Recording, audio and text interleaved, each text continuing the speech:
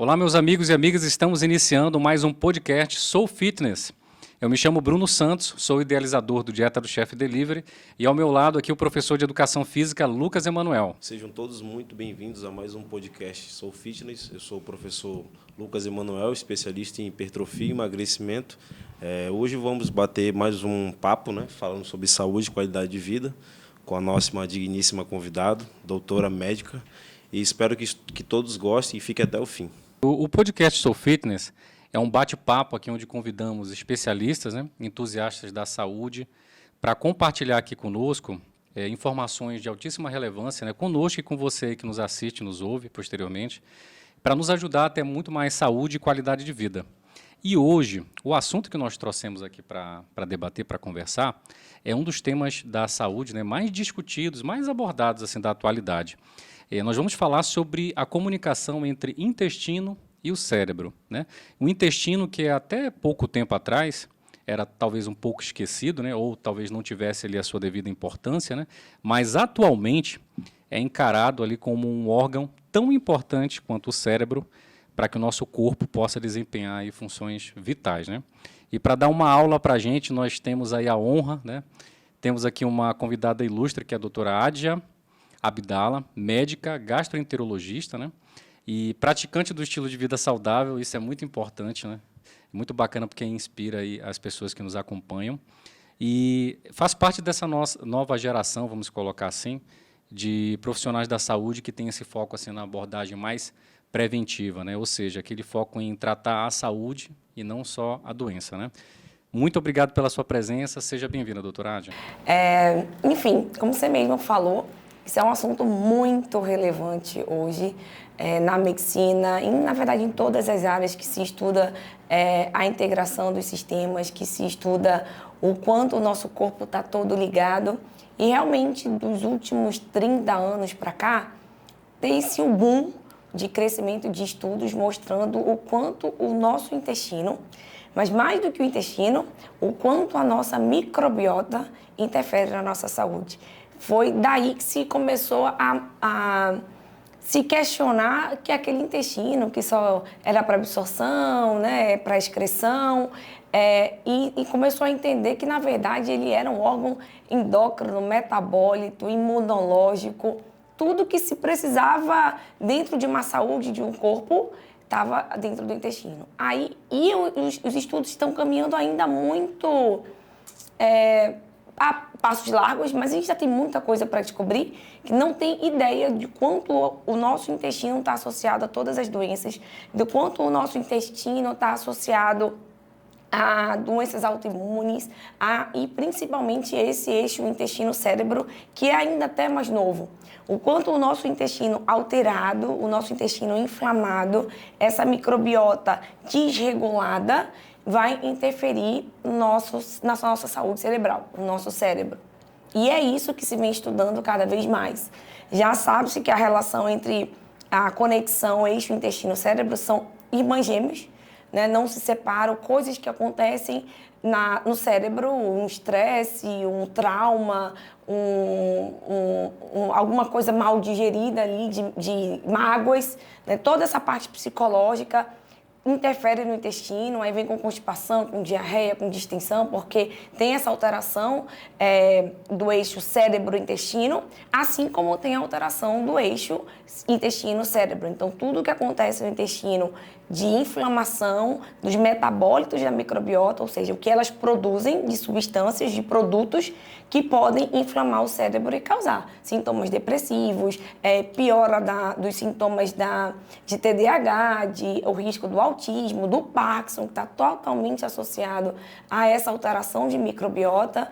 E isso vai cada vez mais evoluindo. Quanto mais você estuda, mais saem estudos, mais a gente fica impressionado com essa total relação.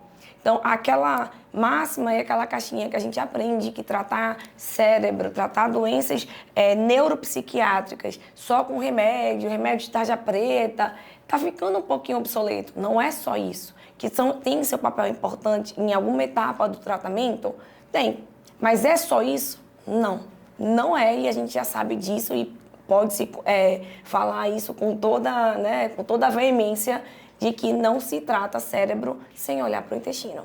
Perfeito. Doutora, você falou tudo muito bem, de forma cirúrgica. Explica melhor para a gente o que é esse eixo cérebro-intestino, intestino-cérebro. Vamos lá. Fisiologicamente, o cérebro fala com o intestino através de um nervo, o nervo vago. Então, tem uma comunicação química, inclusive de neurotransmissores, através desse nervo, né? Então, a gente tem essa conexão. Além dessa conexão do eixo intestino-cérebro, então, tudo que acontece de inflamação é avisado para o cérebro de que alguma coisa está lá embaixo alterado. E isso vai causar uma neuroinflamação. E essa neuroinflamação que causa esses sintomas de falta de foco, de irritabilidade, de depressão, de ansiedade, que às vezes as pessoas não conseguem entender, nem se explicar que sintoma chega no médico, eu não sei explicar, eu estou irritada, estou mal-humorada, não tenho motivo para estar depressivo, não tenho motivo para estar, ou tenho, mas estou me sentindo cada vez pior, não consigo mais ler. Talvez até aquela oscilação também, você está bem e do nada... Exatamente, do nada traz essa... Então, o paciente percebe que ele não está bem, né? E ele começa a tentar explicar isso em sintomas, em palavras. E outra coisa que acontece além desse eixo, dessa comunicação do nervo vago, tem também as alterações desses metabólitos microbianos. E quando eu estou falando em microbiota, eu não estou falando só em bactérias. As pessoas tendem muito a levar para bactérias. Elas são essenciais e manipulam o nosso corpo, mandam no nosso corpo, literalmente. Mas a gente sabe que na microbiota eu tenho ali os parasitas e eu tenho principalmente fungos. Os fungos alteram muito a nossa saúde cerebral. Então, eles conseguem emitir substâncias, que são esses metabólitos, que caem na circulação, tanto a microbiota, tanto os fungos, e que podem fazer também essa neuroinflamação. Ou seja, então é através do nervo vago e através de cair mesmo na circulação, caminhar e ali alterar a produção de neurotransmissores, dopamina, que é aquela sensação de bem-estar depois de um exercício físico, serotonina, noradrenalina. Então, todo mundo ali precisa estar em equilíbrio. Quanto isso é mais ou menos, a gente começa a ter essas alterações neuropsiquiátricas. Sobre o que você falou agora, né? Tem um percentual bem significativo de serotonina que é produzido no intestino, né? Isso é uma curiosidade, na verdade, que eu queria confirmar com você. E também uma outra coisa também que, estudando um pouquinho sobre esse tema, né, eu vi que aproximadamente 2 quilos de, como você falou, fungos, bactérias e tudo, ficam no nosso intestino. É uma quantidade muito grande, né? Eu fiquei abismado quando 2 quilos... Aí, o que se fala assim, né, que normalmente, antes, pelo menos, nós pensávamos isso, né, que quando as fezes, né, continham só a questão dos alimentos, né, o resto dos alimentos. Sim. Mas, na verdade, também tem um pouco dessa microbiota, dessas bactérias, desse fungo, né, que você vai fazendo aquela troca e, no final, eu acredito que digamos assim, o nosso objetivo final é, como você falou, é manter um equilíbrio entre bactérias e fungos, né, bons e ruins, né? Seria mais ou menos nesse caminho? A disbiose é exatamente esse desequilíbrio, né? Então, a gente, por inflamação, por alimentação, por sedentarismo, por medicações, cada vez vai inflamando mais e vai quebrando esse equilíbrio. Então, a gente tem bactérias que têm potencial inflamatório, patogênico, assim como a gente também tem fungos no intestino e vive todo mundo nesse equilíbrio. O que eu não posso é colocar um puxando mais do que o outro. Eu não posso ter mais fungos do que precisaria, eu não posso ter mais bactérias patogênicas do que eu precisaria, né, para se manter esse equilíbrio. E é quando acontece esse desequilíbrio que acontece a nossa disbiose, e é da disbiose que começam a produzir aquelas substâncias que eu falei, que no final ali dos metabólicos vão causar todas essas respostas imunológicas. Então, o que mais se estuda hoje, além de tudo isso, é o quanto que o nosso intestino é responsável pela nossa imunidade. Então, hoje sabe-se que doenças autoimunes, todas se iniciam no intestino, todas. Então, não tem como a gente tratar da artrite reumatoide, a tiroidite Hashimoto, ao lúpus, e aí começam a atacar alguns órgãos e começa a ter denominações patológicas, né? Então, é a pele, é psoríase, é a articulação, é artrite, é tiroide, é tiroidite.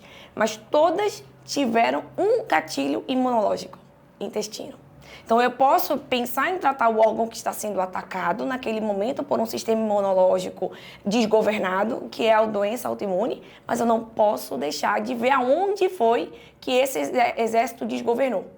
Resposta imune inata, intestino. Complementando o que você falou, porque essa, digamos assim, essa lógica, né, que você explicou agora, a gente pode levar para qualquer coisa na vida, né? Porque você identificou o problema, identificou a causa, ele vai determinar ali um tratamento, no caso da saúde, né? Mas você precisa ter sempre, digamos assim, esses dois caminhos, né? A gente faz alguma coisa de paliativo para frear o problema ali, ou que normalmente nós falamos, né? É estancar ali a sangria, né? Mas precisa ser feito em paralelo sempre uma ação para focar na causa raiz, porque enquanto você não resolve a causa raiz, o problema não se resolve. Exatamente. E foi o que a gente viu ao longo dos anos, a medicina caminhando para sintomas, né, para patologia, para o que o paciente sente e tem que sanar naquele momento. Então, tem dor disso, analgésico. Tá com um problema no sistema imunológico, corticoide, para fazer imunossupressão. Então, a gente vai vendo que tudo é para tratar sintoma e que, na verdade, deixou de tratar a raiz do problema. Se tem sintoma, se o corpo está dando algum sinal, você tem que ir aonde ele está querendo te dizer que é o problema. Então, o sintoma é a ponta do iceberg. Ali embaixo teve uma raiz, teve uma inflamação, teve uma resposta imunológica, teve algum gatilho que causou esse sintoma. Então, silenciar o problema não vai tratar ninguém. Né? Você coloca o problema para debaixo do tapete. Às vezes, agudamente você trata, cronicamente, são essas doenças, né, ao longo prazo dessa vida moderna. Você vê que, na verdade, tirar sintoma é jogar o problema para debaixo do tapete. Perfeito. Pegando o gancho no que vocês disseram, a gente percebe que isso é multifatorial, né? A gente está falando de intestino, mas está falando de cérebro também. Mas ele é multifatorial, né? Fatores ambientais, culturais, emocionais, como ela falou, né? Estilo de vida afeta diretamente, né? Eu, ano passado, tive uma experiência ruim, né, com a minha saúde, porque eu trabalho muito, né? A vida de professor, de personal trainer é bem corrida. E eu estava trabalhando acima do que o meu corpo aguentava, mas psicologicamente eu aguentava. E aí o que acontece? Eu estava tendo uma rotina muito pesada de trabalho, porque eu quis, né? E aí eu acabei tendo uma queda na minha imunidade. Só que eu não ficava muito gripado, né? Eu fui afetado de outra forma, né? Que muitas vezes a pessoa, eu estou com imunidade baixa, estou gripado. Nem sempre, né? Afeta diversos órgãos do corpo. Então a minha pele foi muito afetada. Eu fiquei com vários furúnculos no corpo. Fui fazer vários exames, nunca aparecia nada. Fiquei tomando antibiótico, anti-inflamatório forte. Sumia quando eu aplicava, mas alguns dias depois, posteriormente, começava novamente. Até que eu decidi tirar férias. Viajei, relaxei em torno de umas 2 semanas e simplesmente sumiu e nunca mais apareceu.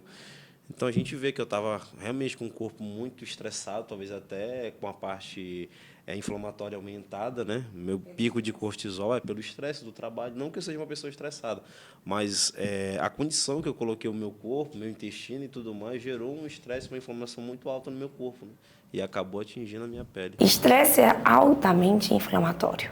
Né? Essas oscilações de cortisol são, inclusive, altamente sensíveis da microbiota. Elas sentem completamente essa oscilação de cortisol, né? De adrenalina, de neurotransmissores. Então, elas são muito sensíveis a tudo que está acontecendo.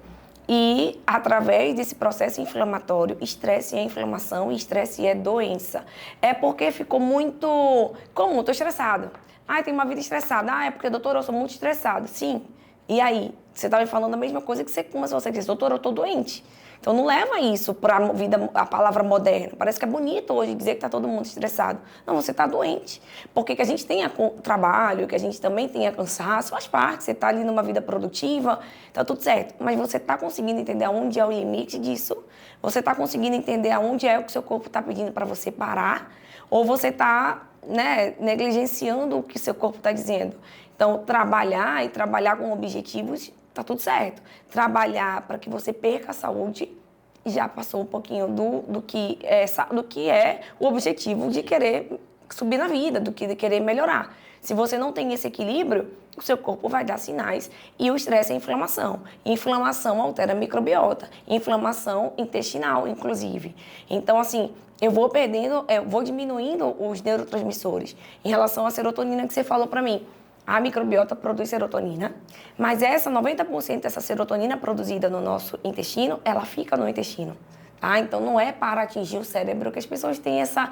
Ai, nossa, quando começou a falar, era o segundo cérebro, produz muita serotonina. E é verdade. Mas essa serotonina produzida pela microbiota, ela é altamente usada no intestino, inclusive para a saúde intestinal. E indiretamente, ou até diretamente, isso vai interferir no cérebro, porque se o intestino está saudável, o cérebro também está. Mas não necessariamente essa produção de serotonina intestinal vai ativar para a produção cerebral. Não é esse o caso. É tratar mesmo o intestino. E a serotonina é muito importante para, por exemplo, o peristaltismo intestinal. Então, pessoas que sofrem de constipação, possivelmente uma das hipóteses é essa dificuldade na produção de serotonina. Ajuda a evacuar, ajuda nos movimentos intestinais, a serotonina. Então, o quanto ele é importante para você evacuar. Então, você é estressado, você diminui a produção de serotonina, intestinal, inclusive, você não evacua, dá uma prendida nas fezes. Medicações para a depressão, que são essas medicações ansiolíticas, recaptadores de serotonina, vão completamente alterar a microbiota, porque eles inibem a produção da serotonina. Uma relação, por exemplo, a questão da pessoa que está tentando, está no processo de emagrecimento, né? E aí dá uma segurada no peso, ela não consegue perder peso, né? E aí a gente ouviu comentar assim, olha, que tem a questão do teu emocional, tudo, relaxa e tal. Não fica ali olhando o tempo todo para a balança, tudo, que vai fluir naturalmente. Então, tem um pouco de relação com isso que você explicou agora. E muito. Você vê isso na fisiologia e você vê isso na prática. O estresse, como é uma doença, essa ansiedade, vai te atrapalhar no corpo inteiro, né? E vai causar a inflamação, né? Que a gente está falando aqui do eixo intestino-cérebro, mas eu também altero mitocôndria. Mitocôndria é aquela casinha de energia da nossa célula em que a gente queima gordura, em que a gente queima energia, na verdade. Em que a gente queima energia. Se eu tenho um bloqueio, uma dificuldade maior dessa mitocôndria funcionar, essa casinha de energia não está ativa como deveria. Né? Então, alguns fatores, sinestrógeno, metais pesados, atrapalham essa quebra de energia. E é isso que você precisa para queimar gordura, para tirar caloria. Né? Então, a fonte dessa perda calórica é sempre olhar para a mitocôndria. Mas se você está inflamado, você não tem uma mitocôndria funcionante. E isso vai dificultar a perda de peso. Então, muito mais do que a gente fazer déficit calórico, fazer o exercício físico, que é fundamental, tanto a alimentação quanto o exercício, eu preciso desinflamar o paciente para emagrecer. Eu preciso dizer, mitocôndria, essa casinha de energia, deixa eu te dar aqui umas substâncias para te ativar de novo. Deixa eu limpar esses metais pesados. A gente vê muito a relação da dificuldade de perda de peso com excesso de alumínio, com excesso de mercúrio no corpo, tá? Porque tem essa inflamação. E muito difícil a gente ter a mesma eficiência da perda de peso com um paciente mais inflamado do que o outro, que não esteja tão inflamado assim. É visível. Isso é realmente... Doutora, você falou aí sobre as mitocôndrias, né, que é a nossa principal organela celular. Falou um pouquinho aí sobre estilo de vida, né? Pessoas sedentárias realmente tendem a ser mais inflamadas, com certeza. Passada a idade também, né, devido a vários fatores, como, por exemplo, hormonais, né? Por exemplo, as mulheres na menopausa, tá? O homem na andropausa também. O exercício, né, ele é fundamental nessa parte, porque ele aumenta muito essas mitocôndrias, tanto centrais, ou seja, cardíaca, no músculo, né, que é um músculo, quanto nos músculos esqueléticos, né, peito, né, pernas, braços, pernas, em tudo, no corpo todo, né. Então, realmente, a gente vê como todos esses campos da saúde interagem entre si, né, psicológico, nutricional, emocional, cerebral. Né? E o problema disso tudo, né? A gente falou sobre causa, raiz, problema, é que a gente só vai atrás, a gente não vai atrás muitas vezes da prevenção, né? A gente só vai atrás quando a gente já está, né, nos finalmente. Ruim, né? Então, entra o papel da gente, né, como profissionais da área da saúde, de estar realmente fazendo esse trabalho preventivo. Exatamente. O exercício físico é fundamental para que eu trabalhe intestino-cérebro. Fundamental. Olha só, exercício vai te tirar de 10 cápsulas que você toma, de 10 comprimidos aqui, o que eu consegui diminuir em você por conta de diminuir sua inflamação através do exercício físico, você vai voltar a ter saúde. Falei para ele, então, exercício físico é remédio, exercício físico é terapia, exercício físico é desinflamar. Então, você está me procurando por comprimido e eu estou mandando você fazer alguma coisa por você. Então, não é a minha responsabilidade, é sua. Porque eu vou diminuir muito a sua dependência minha quando você começa a fazer exercício. Eu quase entro como um coadjuvante, e sou sempre um coadjuvante no tratamento, se você fizer exercício. Então, o exercício, por exemplo, o aeróbico, ele aumenta BDNF. BDNF é fator neurotrófico para diminuir a inflamação e melhorar a neurogênese. Melhorar os neurônios lá dentro do cérebro, para falar uma palavra mais simples. Então, assim, é só no exercício que eu mais estimulo o BDNF. Então, o músculo, ele libera, quando ele é estimulado, ele libera citocinas anti-inflamatórias que vão melhorar a saúde cerebral. Então, não tem como, libera hormônios, não tem como eu tratar ninguém entre cérebro e intestino que eu não precise pedir para que ele saia do sedentarismo. Sedentarismo é doença, assim como o estresse.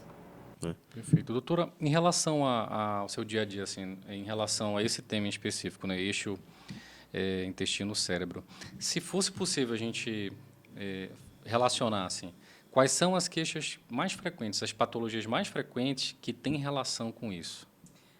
Com certeza, sim. Quando eu falando entre o eixo intestino-cérebro, são as alterações da evacuação. Isso é bem constipação, diarreia, estufamento, gases, má digestão. Doutora, eu como, parece que eu comi um boi.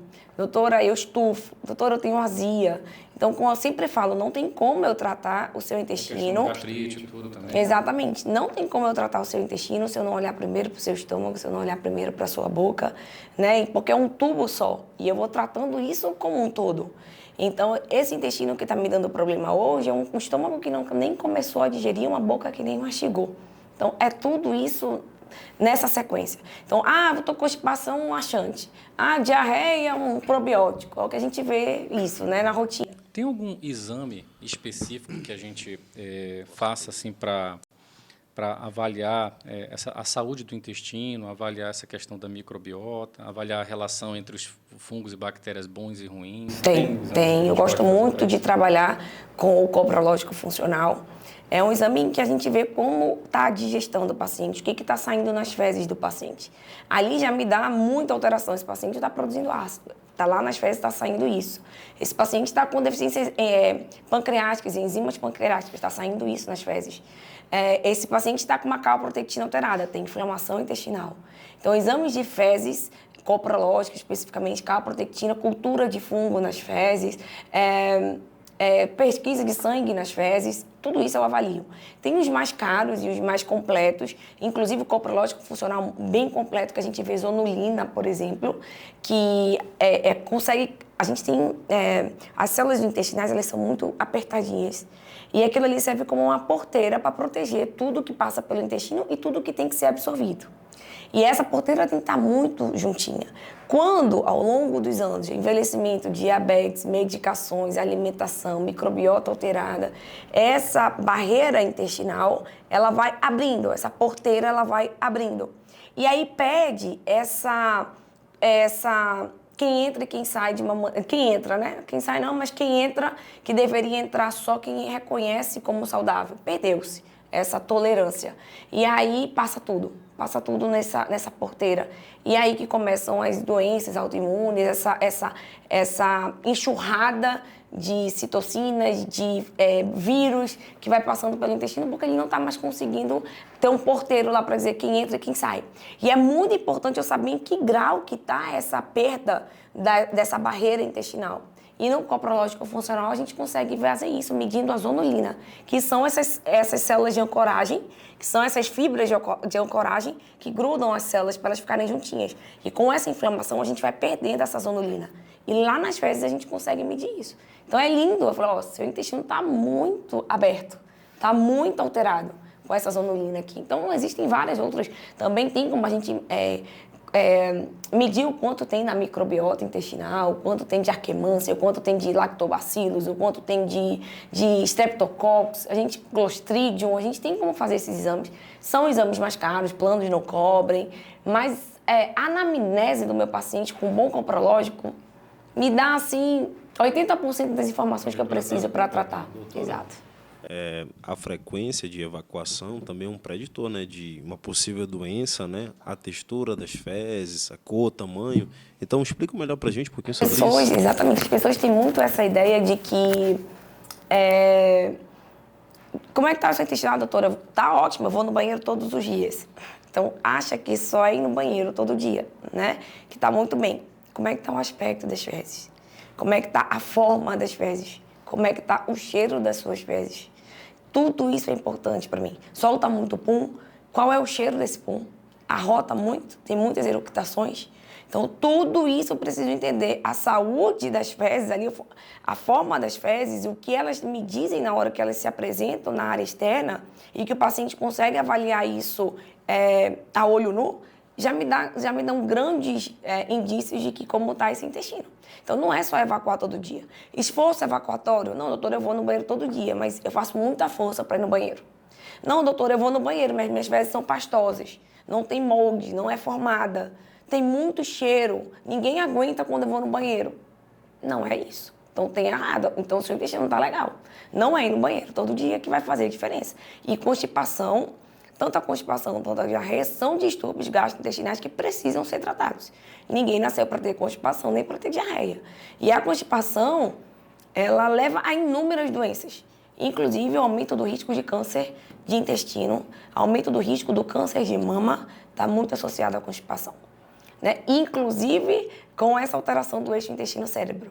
Tá? Quem nunca ouviu aquela frase, eu fico irritado quando eu não vou no banheiro, eu fico enfesado quando eu não vou no banheiro. Você não está evacuando.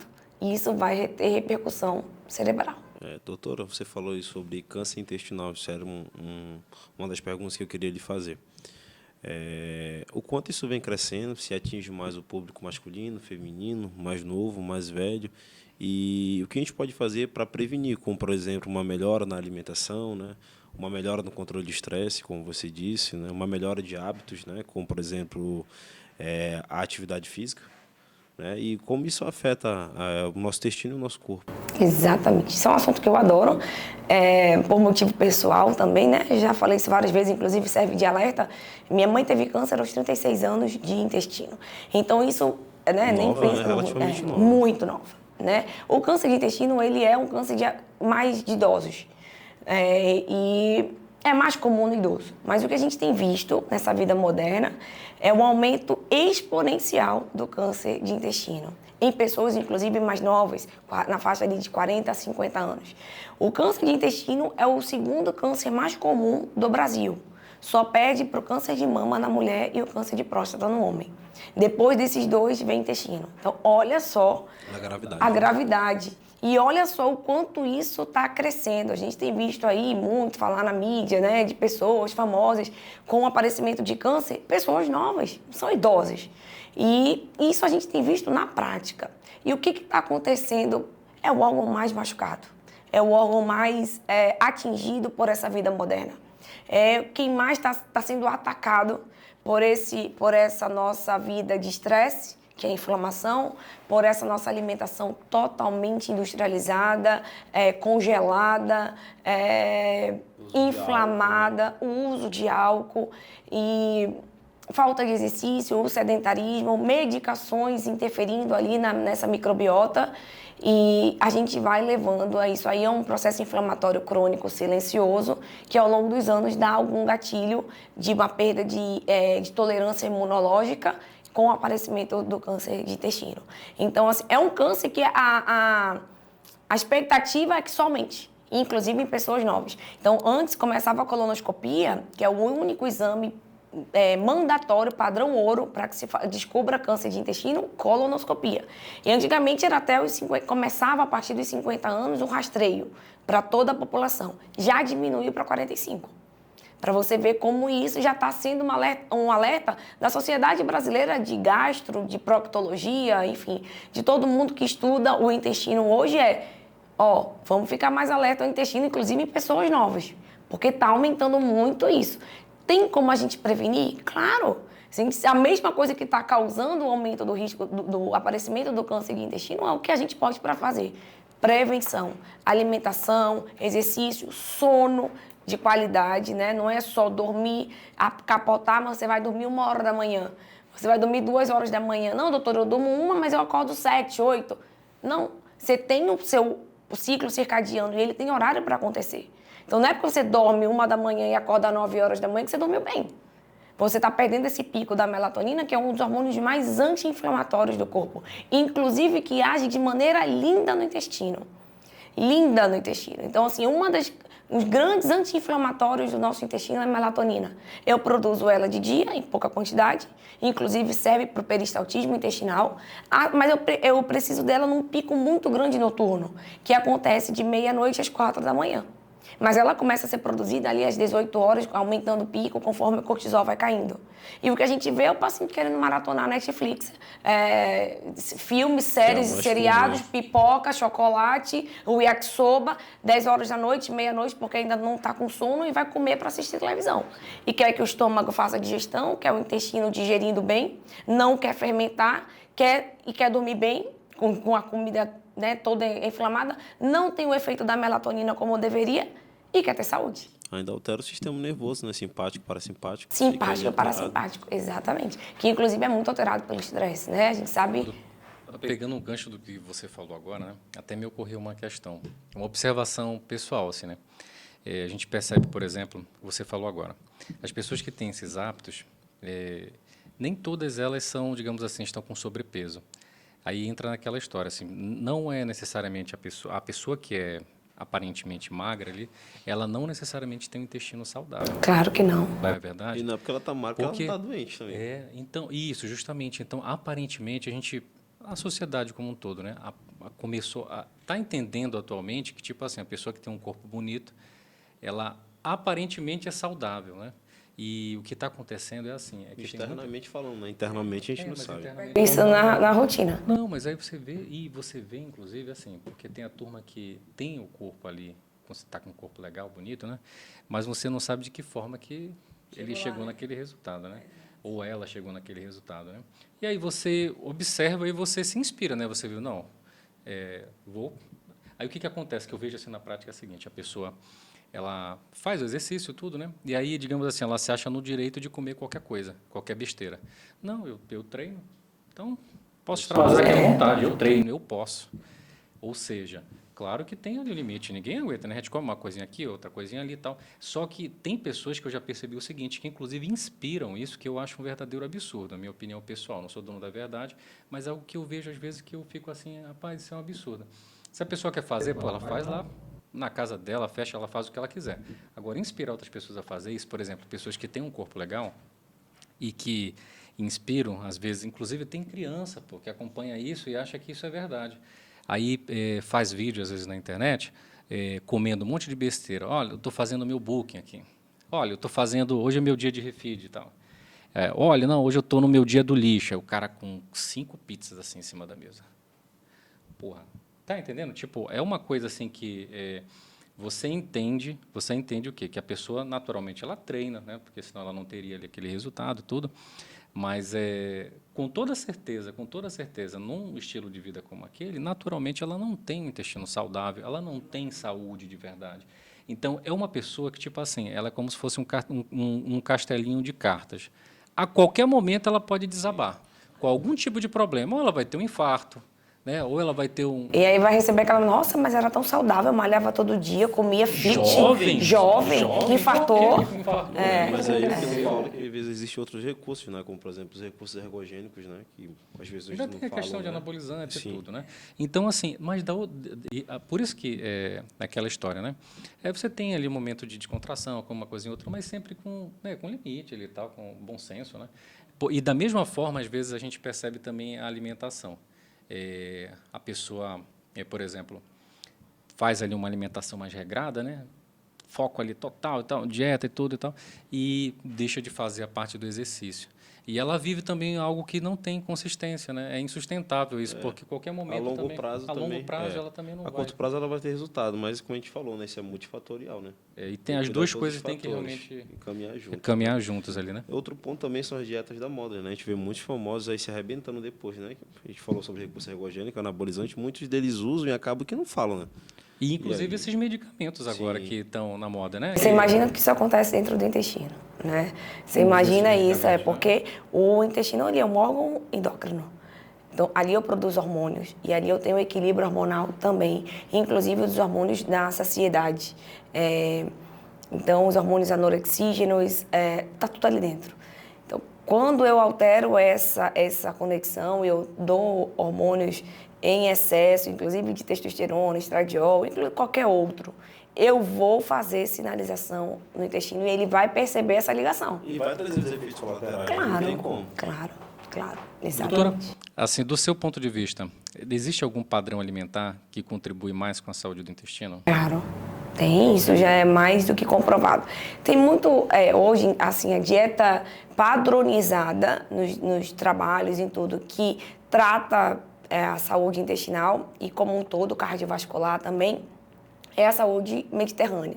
E o que tem nessa dieta mediterrânea? O que tem nisso?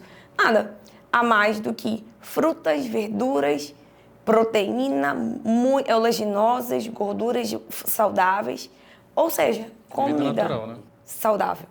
Então, o que tem ali de mais é o que a gente fala todo dia. Come comida, não enche bucho. Come para você se nutrir, não para você tirar sua fome. É o que a gente vê hoje. Então, o paciente, nossa, doutora, meu filho come muito bem, ele come 2 pães para ir para a escola. Bem, o que você come, meu filho? Doutora, meu filho não quer comer nada de manhã. Ele come uma banana, uma maçã e pronto. Ele já não quer comer mais nada. Querida, quem está comendo bem é o seu filho, não é o outro que está comendo 2 pães. Então, as pessoas têm essa ideia que comer bem é muito. E não sabe qual é a qualidade da alimentação. Não estou preocupada com quantidade. Eu quero saber a qualidade do que você está comendo. Então, assim, a dieta do Mediterrâneo é frutas, verduras, proteínas e gordura saudável a que é padronizada, né, dentro da medicina, dentro da saúde, dentro da nutrição, para que a gente tenha comida. Então, não é pacote, é descascar. Perfeito. Quer ver só? Ela falou sobre esse estilo de dieta. Falando sobre as frutas, por exemplo, se eu comer abacate, eu tenho gordura natural, eu tenho frutose, que é um carboidrato também, eu tenho vitaminas, minerais, né? Vai faltar só a proteína. Se eu comer, por exemplo, tucumã, também é rico em gordura natural, que vai contribuir para o nosso bom colesterol, que tem que ter um equilíbrio também, né? Entre o HDL, Daqui regional, o né? LDL e o HDL. Pupunha, tucumã, Sim. tudo comida natural, né? Né? Que a própria natureza oferece Ou pra seja, gente. se eu comer frutas, diariamente eu vou ter gordura, eu vou ter fibra, eu vou ter carboidrato, eu precisaria só complementar com uma proteína. Né? E dá para fazer isso, né? E às vezes as pessoas usam a desculpa do ponto de vista financeiro, né? Mas será que sai tão caro assim fazer uma dieta? Não, eu estava comentando, nós tivemos até outra oportunidade aqui que a gente colocou esse exemplo, né? Porque, naturalmente, quando a pessoa está querendo mudar o estilo de vida, já vem o cérebro já dispara um monte de mensagem dizendo, não vai porque vai acontecer, isso vai acontecer aquilo, isso aqui vai no tal. Aí, uma das coisas que é interessante, que eu até coloquei aqui um exemplo, né? Que a pessoa já diz logo que é caro. Não vou porque é caro. Aí eu falei o seguinte, até coloquei aqui para eles, no café da manhã, para a gente ver um exemplo, né? O que você prefere? Cará, macaxeira, batata doce, etc. e tal. Que, em média, é R$6 o quilo, ou você compra pão, que é R$15 o quilo. A pessoa diz, compra o pão. Então, não é preço, não. Né? A questão é porque a pessoa não quer vai fazer. Pra dieta pensando assim, eu vou comer agora o cottage 0 gordura, eu vou comer agora o essa queijo imagem, canastra, não sei o que lá para comer, agora o sal rosa do Himalaia, do vulcão, não sei, querido, é o pão integral com leite desnatado. Para se você colocar comida saudável, né? Ovo, pelo amor de Deus, ovo, compra uma cartela de ovo. Eu falo pro Lucas, desfiado. para mim uma comida, por exemplo, que às vezes eu me sinto leve, principalmente quando eu sinto que eu estou pegando, digamos assim, que eu estou um pouquinho além ali do meu limite do dia. E aí uma forma que eu tenho de controlar é com fruta e ovos. Exatamente. Porque eu já sinto, nossa, no outro dia eu sinto que eu estou mais leve. Eu até comento com ele, no outro dia eu sinto que eu estou leve. Fruta e ovos, uma combinação simples, né? Se tiver uma castanhazinha para colocar junto também e tal. Isso posso levar até para o meu campo, né, do exercício, né? Às vezes é o que é a prioridade, né? É a saúde, é a qualidade de vida, né? O quanto isso contribui para a pessoa, né? Quando isso contribui para o dia a dia dela, né? O personal trainer é caro, eu fazer uma consulta com médico particular é caro. Será? Ou será que não é prioridade que eu estou dando? Não é prioridade ainda. Não é. Né? Essa que é a verdade. Fazer uma perguntinha para você, para a gente fechar. uma curiosidade assim em relação, a gente falou de alimentação, né? Eu queria Tá tentar fazer mais uma, mas pode Opa, fazer. não, fica à vontade. Pode sem fazer. Problema, tranquilo. Tá A bom. gente tem até amanhã. Vamos lá falar, pergunta que eu ia fazer para você sobre probióticos e prebióticos, né? Porque e pós-bióticos também tem, né? Eu queria entender assim com clareza qual é a diferença de cada um desses, né? E se contribui também com a saúde do intestino. Tá. Pré-biótico é tudo que vem antes das bactérias, tá? Então, é o que eu vou conseguir para alimentar as bactérias. Então, prebióticos são alimentos das bactérias. As fibras, são os legumes, são as frutas, são as fibras, inclusive, que a gente manda fazer, inulina, um ótimo prebiótico, a banana verde, né, a biomassa de banana verde, isso é um prebiótico. É o que eu estou dando de combustível para essa microbiota melhorar. Isso é pré-biótico. O probiótico é em si o micro-organismo, né? É a bactéria em si. Na verdade, não só a bactéria, mas é o micro-organismo. Então, ali eu vou colocar para dentro o próprio lactobacillus, o próprio Saccharomyces, né? Também que a gente coloca como suplementação. Então, assim, eu estou dando o próprio bichinho. E o pós-biótico é Kefir também é válido? válido como um pré-biótico. Como um prebiótico. É um leite fermentado, um alimento fermentado que vai servir para alimentar a nossa microbiota. Então, eles pegam aquele produto fermentado e aquilo ali serve como alimento para a nossa bactéria, para a nossa microbiota. Tá? O kombucha, ele entraria como? Também como prebiótico. Como prebiótico. Prebiótico. E o pós-biótico é aquilo que já está muito mais moderno, o que essas bactérias produzem que são legais para a gente. Aí eles conseguiram separar, extrair isso como os ácidos graxos de cadeia curta. As nossas bactérias produzem 3 substâncias lindas para o nosso corpo através da nossa alimentação com fibra, tá? Então, são os prebióticos, frutas e verduras. Para mim, na minha conduta, fibra é fruta, legumes, na alimentação, tá? Então, vegetais, para mim é isso. Eu não dou farelo. Para mim, isso não é fibra, tá? Na minha opinião. Então, doutor, eu como sim, eu como pão integral, eu como uns farelos, eu coloco umas coisas lá. Eu quero que você coma frutas, verduras, legumes. Aí eu vou estar dando alimento para a microbiota. Ali eu vou estar dando cor para o seu intestino, para a sua saúde, né? Cada alimento, cada cor tem uma informação nutricional. Então, desse alimento, elas produzem substâncias. E essas substâncias são uma das coisas mais lindas para o nosso intestino, inclusive grande marcador um grande anti-inflamatório do intestino, que são os ácidos graxos de cadeia curta. E essas substâncias protegem o nosso intestino e fazem total saúde cerebral. Total. Então, hoje em dia, para a depressão, a gente dá esse pós-biótico, que é o Coreobiome. Existem alguns no mercado em que a gente dá, que já é a substância que a bactéria produziu. Então, a gente pode fazer isso naturalmente, porque elas estão lá para dar isso de presente para a gente, mas eles conseguiram separar e fazer isso com forma de suplemento também. Então, é maravilhoso para quem tem depressão. Em algumas situações, eu tenho que ver como é que está o pH das fezes, enfim, né? Não é para todo mundo, porque a gente fala um produto e todo mundo quer comprar. Se o paciente tem um pH mais baixo, primeiro eu tenho que corrigir esse intestino para poder dar uma suplementação de ácidos graxos. Então, mais ainda eu posso acidificar esse intestino. Mas é maravilhoso o Coreobiome, né? Essa substância para que eu consiga melhorar a saúde intestinal e automaticamente essa substância age no cérebro. Então entra aí a individualidade biológica. Sempre. Porque, então, doutora, posso tomar esse negócio que eu vi na internet que diz que é ácido graxo de cadeia curta? Já peguei esses pacientes.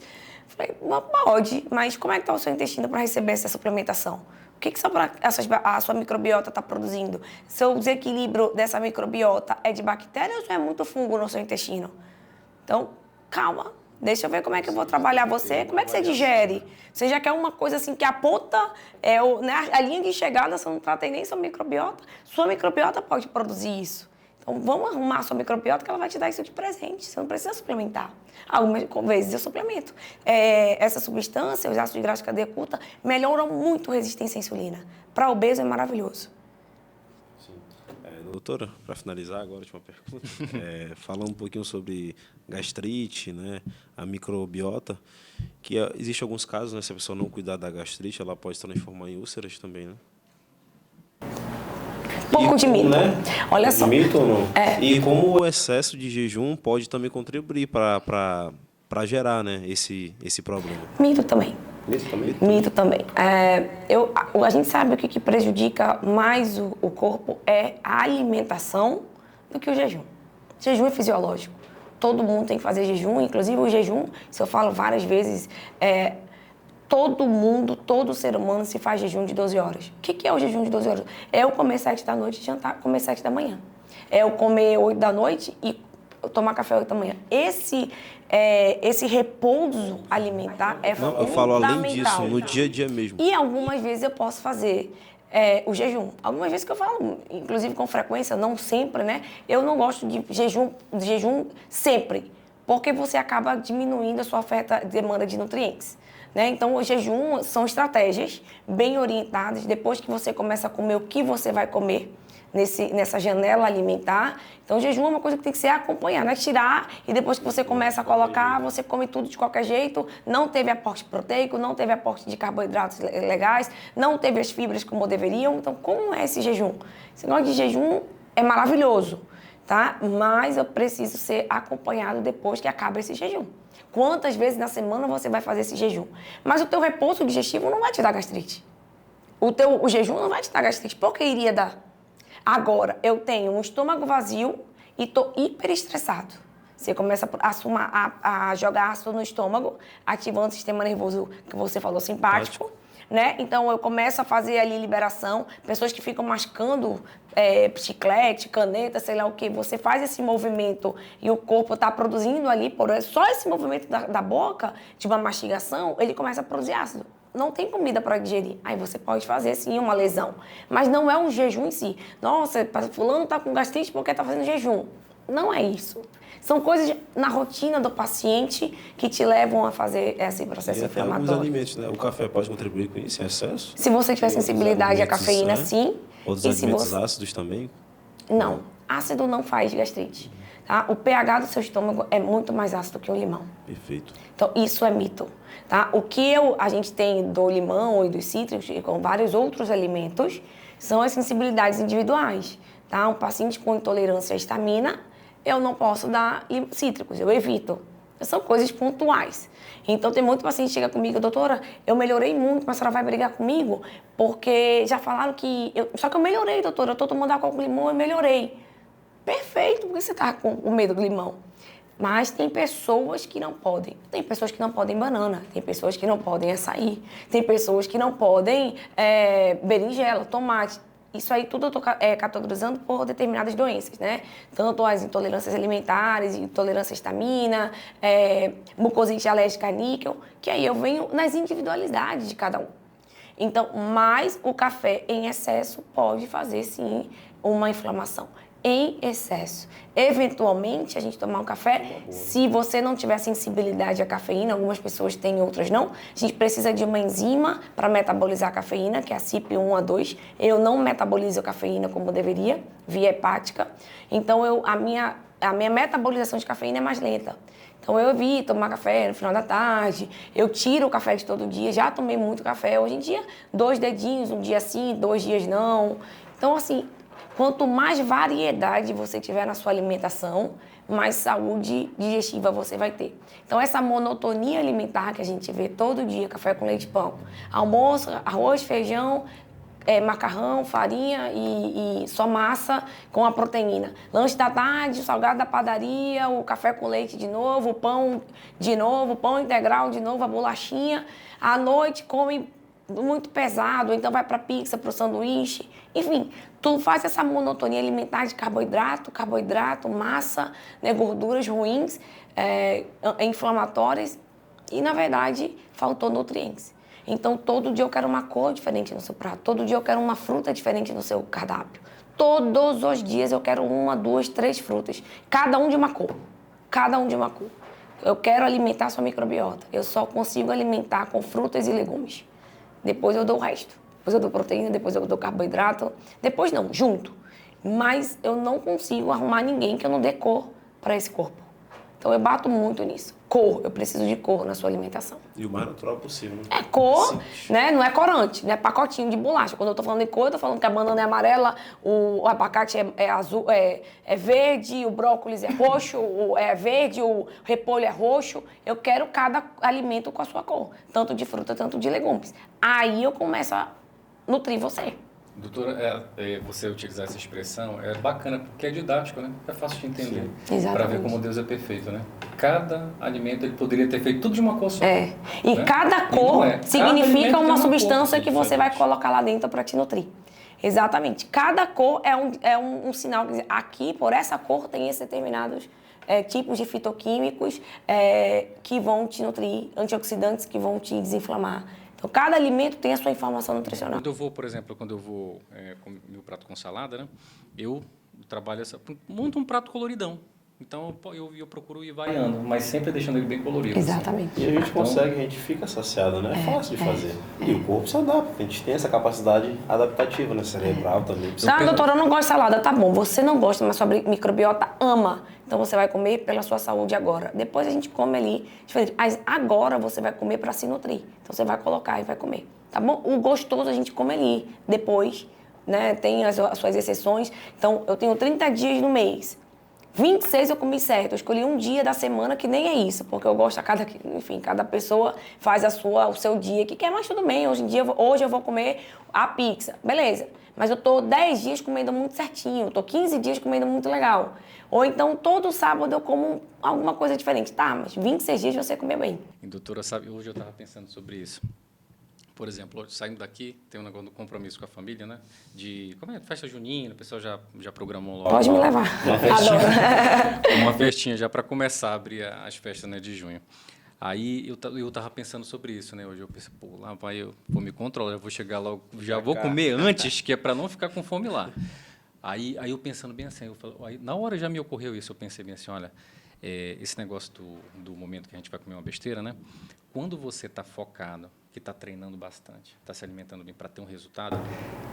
Tu te cobra? Não. Tu te cobra por isso? Tu fala, caramba, eu tô me cuidando. Pois é. Por que eu vou fazer isso? Você então, a tua disciplina é muito melhor quando você está se cuidando, você tem o seu O seu esforço. Exatamente. Aí você pega, não vou jogar meu esforço fora.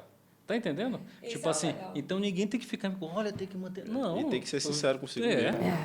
Quando você está se cuidando, a chance de você ter uma disciplina para isso e manter a constância é muito melhor do que aquele cara que é sedentário, que já chutou o balde, que vai comer mesmo. Pô, eu acordo cedo, meu corpo está mudando, eu estou gostando, estou me sentindo bem, vou chutar o balde. Então, tu já começa a pensar antes. Aquele resultado você está sentindo bem, tá lá. Exatamente. E outra coisa até assim, e depois que você também condiciona o seu estômago com uma determinada rotina, né, vamos colocar assim, quando você vai comer uma besteira, alguma coisa assim... Você passa mal. E passa mal, porque você já condicionou o seu estômago àquilo, entendeu? Então, é impressionante. Você come, quando acorda no outro dia, já acorda ruim, já com aquela... Sabe com tontura, já com aquela ressaca no estômago e tal? Aí tem toda essa questão. Eu fazendo essa reflexão, né? Doutor, assim, se nós pudéssemos deixar uma mensagem, né, para as pessoas que posteriormente vão nos assistir e tudo, de forma resumida, assim, né? O que você deixaria como mensagem para o público, né, em relação a esse tema que nós conversamos aqui sobre a saúde do intestino, microbiota, tudo, né? O que a senhora poderia deixar assim como mensagem? Não negligencie a sua saúde. Acho que eu posso dizer isso com todas as letras, porque na minha prática diária eu trabalho com pessoas, né, e o que a gente vê na rotina, pessoas muito doentes, porque negligenciaram a saúde, não fizeram o básico. E agora estão tendo que correr atrás, ou ainda não correr atrás, mas tem uma péssima qualidade de vida. Então, assim, é porque se perdeu o básico, se perdeu a hora de dormir, se perdeu a mastigação, perdeu o contato com a natureza, perdeu os momentos de lazer, perdeu só sedentarismo, né? Não Até tem o bom mais humor, né? o exercício físico. Então, assim, você não fica doente por um motivo. Você tem uma soma de problemas em que o corpo vai se deteriorando. Então, todo mundo vai descer a ladeira da vida no envelhecimento. qual a qualidade de como você quer descer isso no seu envelhecimento, vai depender de você. Então, assim, para que eu arrume a minha saúde, eu não tenho como negligenciar o intestino. Não tenho. Então, se eu quero ter foco, se eu quero prevenir Alzheimer, Parkinson, doenças autoimunes, câncer, se eu quero melhorar a minha saúde como um todo, impossível eu não olhar para o meu intestino. Impossível. Então, não é tomar remédio para baixar a pressão, para melhorar a diabetes, para tirar ali um triglicerídeo alterado, tirar uma depressão com remédio de tarja preta, se você não fez o seu básico. E se o seu corpo chegou àquele momento em que você precisa daquela medicação, teve uma falha.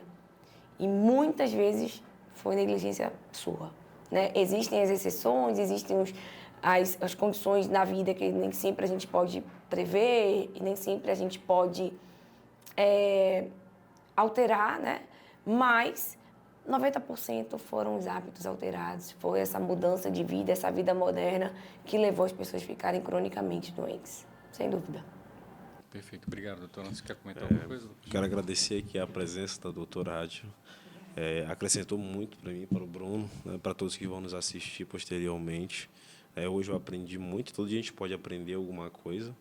Né? E a gente vê o quanto a medicina, o exercício e a nutrição caminham juntos, né? E a psicologia também. Isso é especial, né? Isso realmente é diferente. Eu quero agradecer ao Jacó pelo espaço, pela colaboração, pelas câmeras, toda a iluminação, né? E eu quero dizer para todos que estão nos assistindo que não espere para que vocês fiquem doentes, né? Para poder vocês melhorarem e correr atrás, né? Se previna, faça exercício, saia do sedentarismo, tenham hábitos de vida saudáveis, né? Que isso realmente vai fazer a diferença. Quero agradecer aqui ao Bruno mais uma vez, né? Que a gente está conseguindo melhorar cada vez mais os podcasts, trazendo convidados de altíssimo nível, né? Que agregam muito para a gente. Perfeito. Eu agradeço aqui primeiramente a Deus também, né, pela oportunidade desse bate-papo fantástico, né, a oportunidade de levar um pouquinho de informação para as pessoas, né, para que elas possam melhorar a sua saúde, qualidade de vida. Muito obrigado por ter aceito o nosso convite, pela sua presença. Muito obrigado mesmo pela aula aqui. Eu que agradeço. Eu adoro falar, deixar eu falar 2 horas aqui sobre esse assunto. Muito bacana. Muita coisa. Nossa, tem muita coisa para a gente falar, né? Mas é isso, assim. Enfim, fico à disposição. Obrigado, Lucas, aqui também, né, pela oportunidade de eu estar participando desse projeto com você. Obrigado, seu Jacó, aqui da Making Off Produtora, né, pela estrutura maravilhosa, né, que está nos ajudando a levar essa mensagem, mas com uma qualidade de alto nível, né? As pessoas têm gostado bastante. Tá bom, gente? Então, obrigado a todos. Obrigada. Obrigado. Tchau, tchau.